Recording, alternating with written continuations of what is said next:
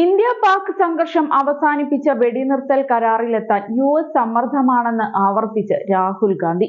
ഇതുമായി ബന്ധപ്പെട്ട് ഡൊണാൾഡ് ട്രംപിന് മുന്നിൽ മോദി കീഴടങ്ങിയെന്ന് ആരോപിക്കുന്ന രാഹുലിന്റെ പ്രസ്താവന വിവാദമാവുകയും ചെയ്തിരിക്കുകയാണിപ്പോൾ. ലോക്സഭാ പ്രതിപക്ഷ നേതാവ് കൂടിയായ രാഹുൽ ഗാന്ധിയുടെ പരാമർശത്തിനെതിരെ BJP ശക്തമായ പ്രതിഷേധവുമായി രംഗത്ത് വന്നു. കടുത്ത ഭാഷയിലാണ് രാഹുൽ ഗാന്ധി നരേന്ദ്രമോദിയെ പരിഹസിച്ചത്. ഡൊണാൾഡ് ട്രംപിന്റെ സമ്മർദ്ദത്തിനു മുൻപിൽ മോദി കീഴടങ്ങിയെന്നാണ് രാഹുൽ ആരോപിക്കുന്നത്.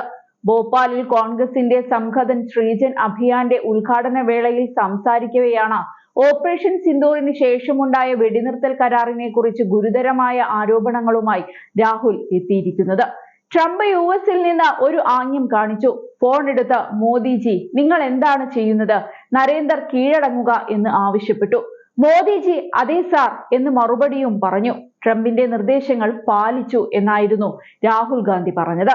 ഈ വാക്കുകൾ വലിയ വിവാദത്തിനാണ് വഴിമരുന്നിട്ടത്. രാഹുലിനെതിരെ ഭരണകക്ഷിയായ BJP ശക്തമായ പ്രതിഷേധമാണ് ഉയർത്തുന്നത്. സമ്മർദ്ദത്തിനു മുന്നിൽ BJPയും RSSും വഴങ്ങുന്നുവെന്നും രാഹുൽ ഗാന്ധി ആരോപിച്ചിട്ടുണ്ട്. എനിക്ക് BJP RSS നേതാക്കളെ നന്നായിട്ടറിയാം.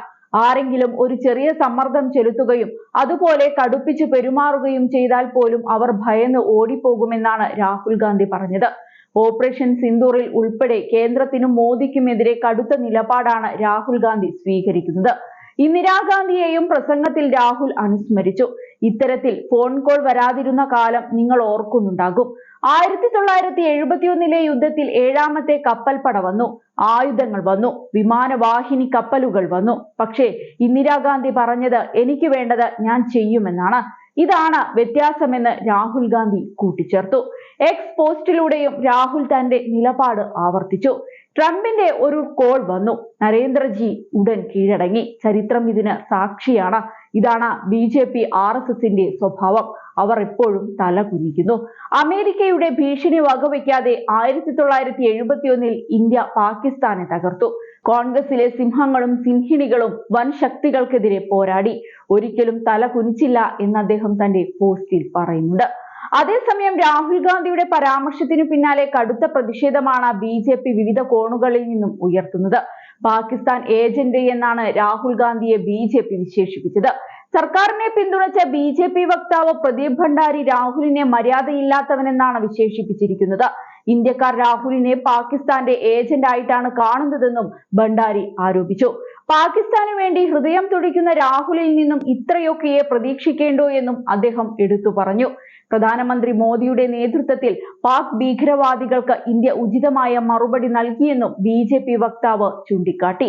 അതിനിടെ ഇന്ത്യ പാക് സംഘർഷത്തിൽ വെടിനിർത്തലോടെയാണ് അയവ് വന്നത്. ഇതിലാവട്ടെ US പ്രസിഡന്റ് ഡൊണാൾഡ് ട്രംപ് നിരന്തരം അവകാശവാദങ്ങളുമായി രംഗത്ത് വരുന്നുണ്ട്. US മധ്യസ്ഥതയിലാണ് വെടിനിർത്തൽ ഉണ്ടായതെന്നാണ് ട്രംപ് അവകാശപ്പെടുന്നത്.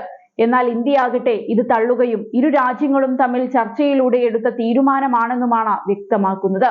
അതേസമയം ഓപ്പറേഷൻ സിന്ദൂറിലൂടെ ഇന്ത്യ നൽകിയ തിരിച്ചടിയിൽ പാകിസ്ഥാൻ ഉണ്ടായത് കനത്ത നാശനഷ്ടമാണ്. പാകിസ്ഥാന്റെ വ്യോമസേനയ്ക്ക് കനത്ത പ്രഹരമേൽപ്പിച്ചാണ് 4 ദിവസത്തെ പോരാട്ടം ഇന്ത്യ അവസാനിപ്പിച്ചത്. കോടിക്കണക്കിന് രൂപയുടെ യുദ്ധവിമാനങ്ങളും മിസൈലുകളും ഉൾപ്പെടെ പാകിസ്ഥാന് നഷ്ടമായി.